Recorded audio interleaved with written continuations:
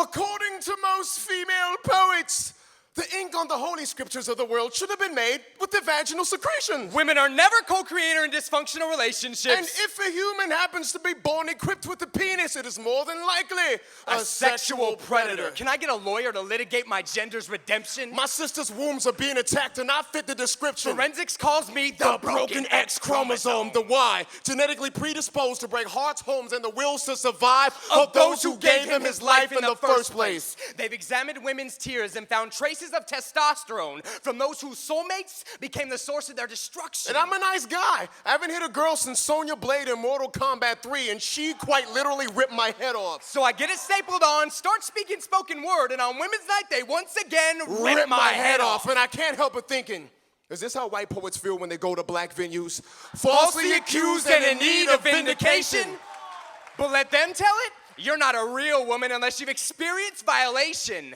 And that's sadly not too far from the truth. The statistics reek like burning flesh from a millennium-long witch hunts against souls with the courage to be born with a womb. Urgent memo from the male of the species. I am learning that you are still bleeding. I am learning that dicks are not daggers. I am learning that poetry and pistols are one and the same when scorned women pick up ink pens and start to take aim. Put the gun down, woman. Drop the weapon and step away from the mic. Because I don't think the page can hold any more blood. Poetry so entrenched in pain, I wonder if happiness will ever convince you to smile again. And I'm funny. I can make a statue of a weeping angel on a tombstone crumble in a laughing fit. But you make me believe I have a better chance walking on the surface of the sun barefoot before walking alongside you in harmony with as much as a grin on your face. Just because I was born with a penis does not mean I was put here to fuck you over.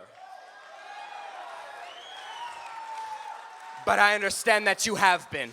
Over and over again, my hands have been reborn, baptized by your tears. My lips have nurtured those wounds that ran so deep even time refused to heal. I have loved you when you have lacked love for yourself. I've memorized your pain like prayers with the hope that you would see the God in me. But instead, I continue to be demonized, falsely categorized to fit the profile of a thief. But I'm not to blame for the pain he caused you. The only reason I've ever raised a hand to you was to please like you. Like the words in this sentence, I've placed you before me. I've attempted to walk a mile in your shoes, but you blindfolded me along the way and then blame me for getting lost. So I rely on my other senses to make sense of this. Show me how you heal. Tell me where it hurts. And I will stitch my poetry into wounds generations deep until our great-grandchildren bear beauty marks from the shape of our intimacy. Can you look me in the eyes and tell me my touch is worthless? If you mean it, I will leave. But if you need it, let me see. Because men will never change if our women don't believe that we are more than this. More than round-robin spoken word verbal castration. More than narcissistic blame games misplacing our hatred. More than the sum of our parts when two halves are made whole. More than animals reacting to programs